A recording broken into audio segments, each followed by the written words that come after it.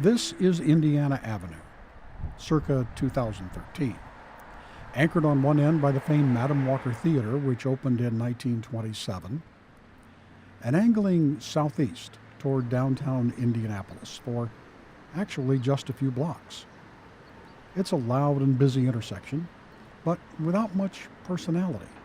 At least, not the personality it used to have back in the day. As I think back, it's hard to explain how he felt in 1940 for a young 18-year-old man-child to walk down Indiana Avenue on a warm summer evening dressed in a tailored suit, shoes shined, and a Duke of Windsor tie with his friends at his side. There was live jazz all around us and pretty smiling girls checking us out. At the time, we didn't think life could be any better. This is Mr. Thomas Ridley, lifelong Indianapolis resident, a World War II D-Day veteran, U.S. Post Office retiree, Madam Walker Theater historian, and now, at the tender age of 90, the Circle City's latest budding author. From the Avenue, a memoir. And it is a memoir, my life. Back in the day being the 20s, 30s, 40s, and 50s in Indianapolis, Indiana Avenue was legendary, the cultural center of African American life and identity in the Circle City, and a nationally known hub of music, principally jazz, that impacted the nation's culture. And Mr. Ridley, he was there to see it all, from beginning to end. But in the beginning, it was the place that people came from all over town. As the term was, colored in those days. The colored people living on different sections of Indianapolis, out on the far east side, north side, and whatnot. But the Avenue was where they gathered. This is kind of a meeting place. I'll meet you on the Avenue, and nobody had to explain where that was. Everybody knew where it was. And you say, meet you at the Walker Corner, which was popular after 1927. Today, the famous nightclubs have disappeared.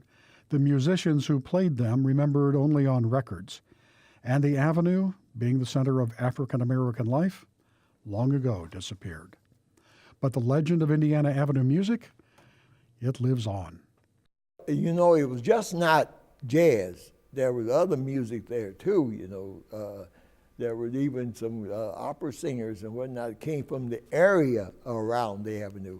We did have great musicians there. Also, nationally known musicians came through there. And we had several dance halls and whatnot that were popular. And in the early days, in the 30s, you're talking about the big band era. And that was, Duke Ellington, Count Basie, Jimmy Lunsford, and those people came down through the Avenue playing at the Sunset and other places on the Avenue.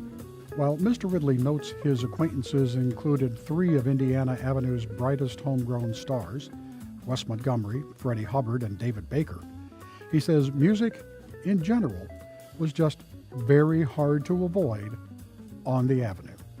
Around the Avenue, there was so much going on as far as people sometimes playing piano and whatnot in their homes and not having air conditioning, doors open. So you could hear music all the time. Music was just everywhere, all over, that was it. You walking down the street, you couldn't help but hear music. And dancing was a big thing. And this is the way people entertained and people dated in those days.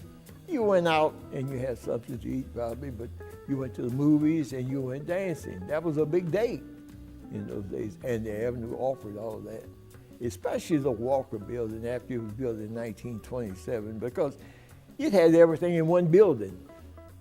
You had the restaurant, you had, including the drugstore, and you had the movie theater, and you could go take the elevator and go to the fourth floor and go dance in the beautiful Walker Ballroom. So it was really something for music and all the arts. Ah, the Walker. Mr. Ridley was born 5 years before the Walker was. Many of his treasured youthful experiences centered around the iconic landmark.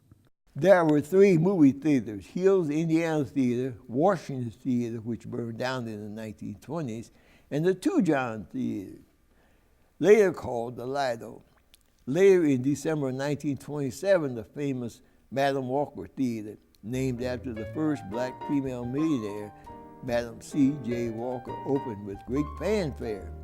Vaudeville was still in vogue, and for 25 cents at the Walker, you could see any movie worth seeing, plus a stage show.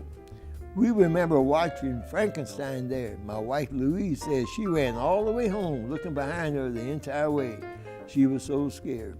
And all this Mr. Ridley's love of the Walker Theater is an affair that continues today. For the past 7 or 8 years, you can find Mr. Ridley giving tours of his beloved famed theater. in this area. And now that he's an author, a member of the artistic class, Freddie Hubbard. he'd like to see his fellow creatives pay more attention to the Walker in her advanced stage. If people would use it more, if they would realize that there is a theater here, there's a ballroom here, there's facilities that they can use, that would be great if the more connection with more of the art of the city. We have quite a bit of connection with the art, but we need more. And realizing that this is one of the few buildings left.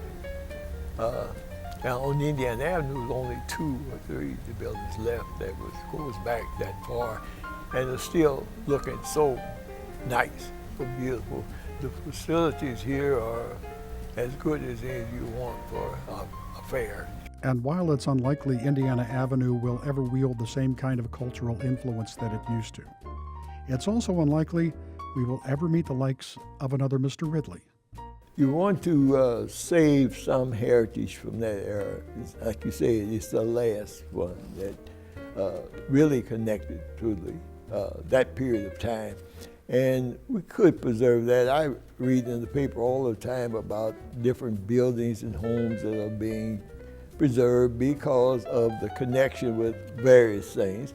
So this has a connection. It'd be something to really show the young people and people that come along later.